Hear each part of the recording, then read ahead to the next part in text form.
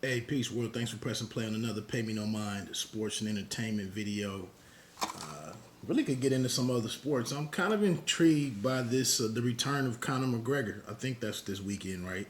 I doubt I step into the local Buffalo Wild Wings.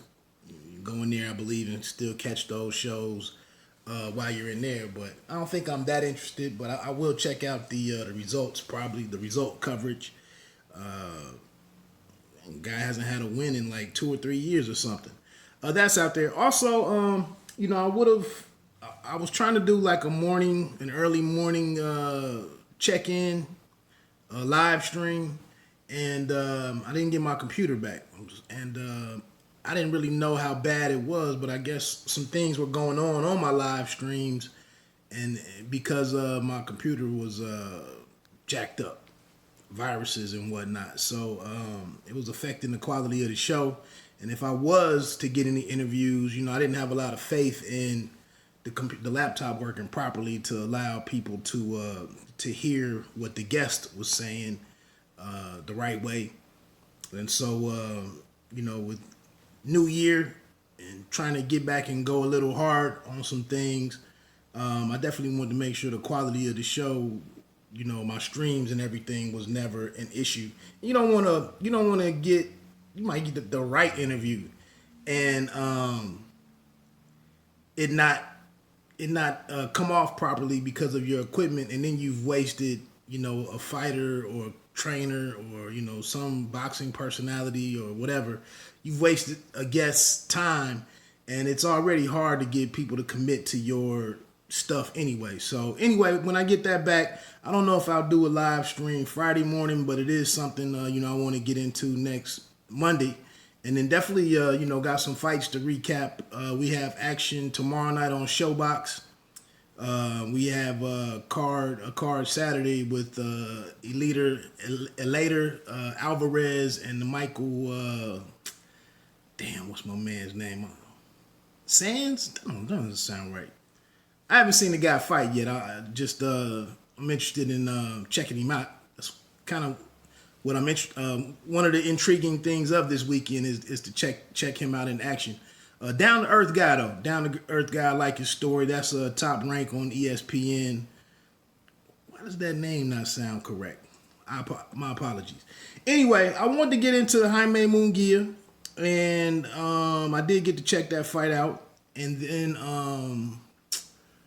the Ak Barak boxing show. Just where are we with them, and with that as a new platform in boxing? I don't hear many people talking about it. But anyway, with Jaime Munguia, an 11th round stoppage of Spike O'Sullivan, I finally did get a chance. One of the better aspects of of the zone,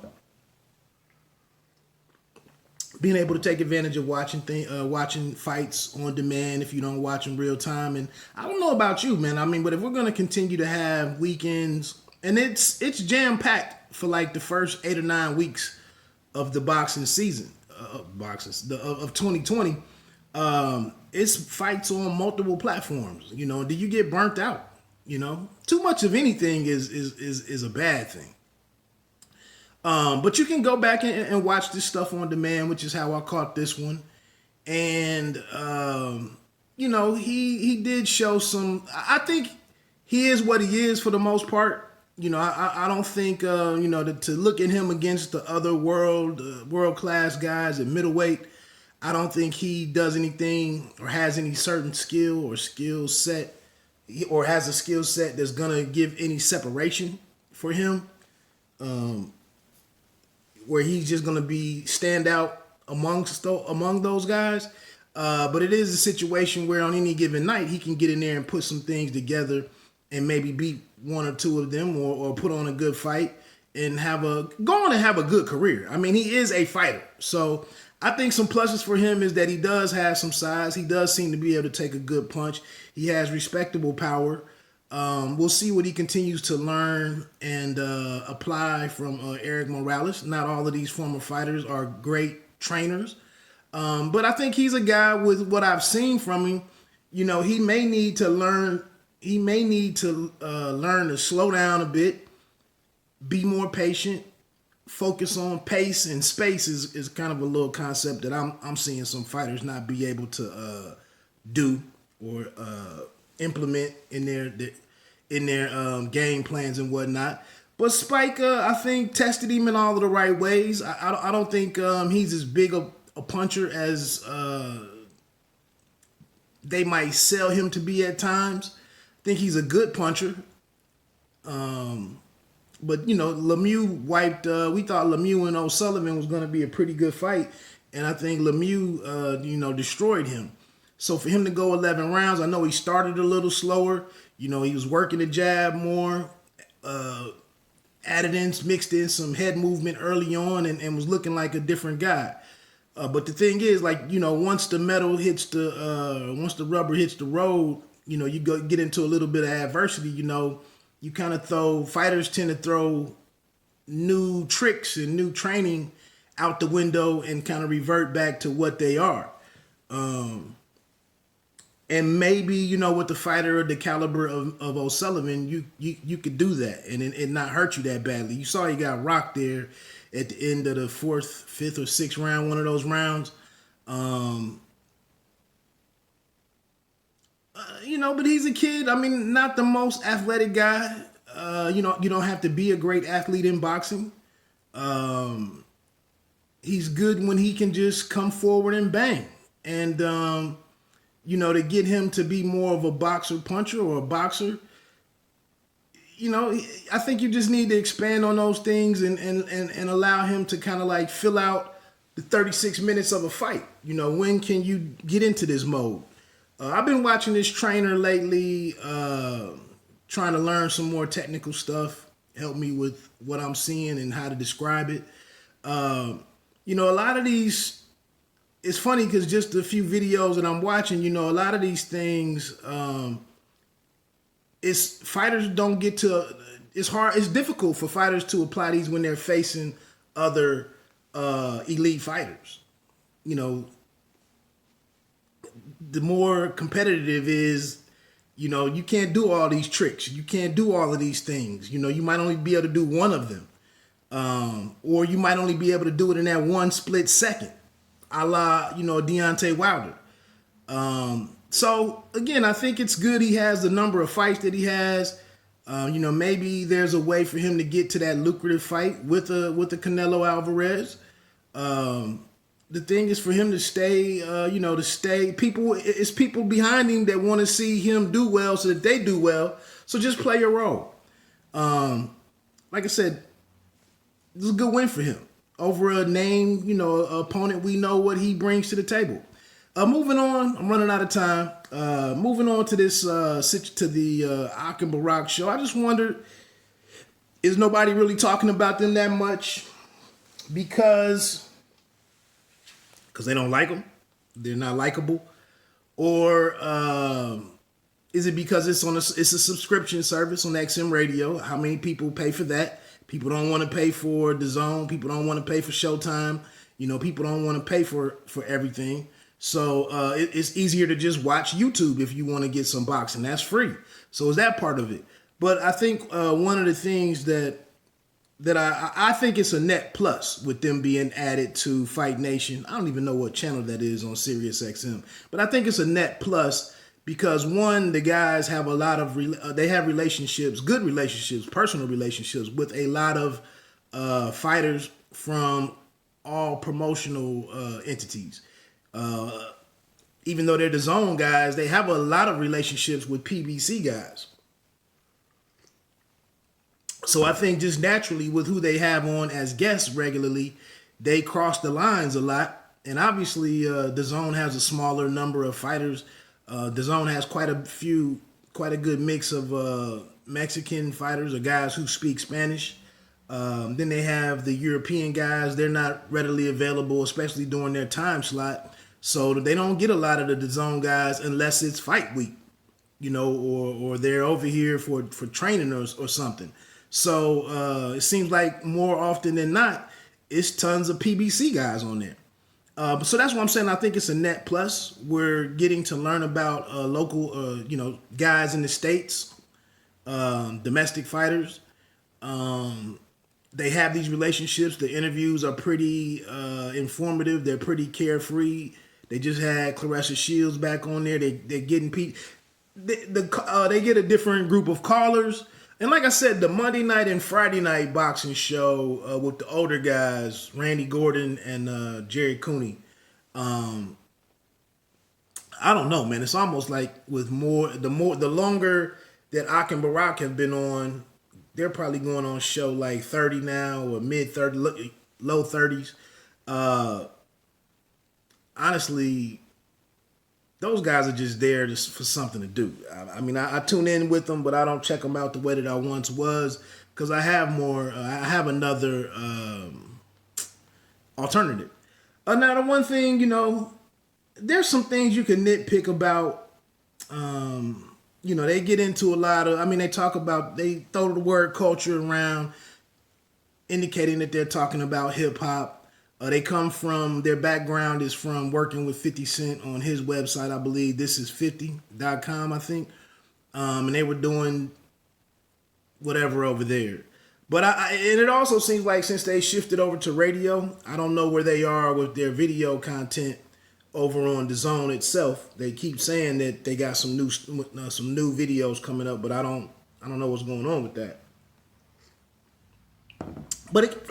Excuse me. But again, like I said, I see them talking to multiple fighters, and they had a great interview. They had a really good interview with Christopher Colbert. Christopher Primetime Colbert, who fights this Saturday. Jezreel Corrales, I believe. But an excellent interview in terms of getting that kid's personality out there and letting him just be him. And he's a very entertaining guy. He's a little brash, but in a playful way, because the pitch of his voice, the tone of his voice, and kind of like his natural humor and timing was. I really loved the interview. I really want to hear more from Colbert. So situations like that, you get a different side of Clarissa Shields talking to them. Now they do sell up the Zone stuff. Sometimes they, when they get to talking about some of the fights, especially with the social media guys or the internet guys, the YouTube guys, the celebrity fights, and some things they push that, I'm like, come on, bro, you don't believe that yourself. They are that. There are those moments. And they got their shtick, just like Mike and Mike. All the years that I listened to them, they have their shtick. They talk about food a lot. I think they're both single, but Barak is engaged to Kate Abdo from PBC, the Fox show. So, they talk about relationship things. Like I said, they run the show. There could be improvements in how they run the show. But again, what I do here, who am I to really complain and critique them? But I think some things are, noticeable. And but I think they do the calls a lot better than the Monday and Friday night show. I think you got a different group of guys who call in, or it's some different callers from the Monday and Friday. And then the way that they handle those calls, in my opinion, is better than what they do on Monday and Friday night. But one thing to consider, man, is they have 15 hours, 3 hours, 5 days a week. They have 15 hours where they have to fill. So, they spend a segment. I could imagine boxing diehards lost their freaking mind, would have lost their mind this week. They were talking about the royal family. And, it was a segment that went on for 10 or 15 minutes. And that's where I think when they have some weaknesses and they're not really that well-rounded. And they are New York guys. I believe they're both from Brooklyn. I don't know, man. I see some things, as Garcia would say, or Mikey would say. I see some things. But again, I think overall, man, it's a net plus. It's it's a plethora of guests that they get on there, former fighters, trainers, prospects, world champions. They had Jesse Hart on there. And I think, Ak, I believe, fought as an amateur, maybe as a kid. Barak has some background in mixed martial arts training himself. And then, they've been in gyms in the city, in New York City forever. They know a lot of these kids as they were working their ways up through the, through the amateurs and whatnot. So, I mean, they're boxing talk. And that's what gets, part of us as boxing fans, we want to challenge everything, when somebody's talking about boxing, unless we just like them. It's constantly like, he didn't know this, he got that wrong. You could do that. I mean, there's some different opinions they get into. The facts get moved around a little bit. Not to pick them apart on the things that stand out to me. Like I said, again, I think ultimately the guy's presence on the Daily Show, I think it's a net plus to the expansion of boxing. I've been saying for years that, there needs to be more access and exposure to these guys. We just can't tune in on Friday night. We just can't tune in on Saturday night. And, the PBC has done well with that, with the fight camps and having the different guys in studio.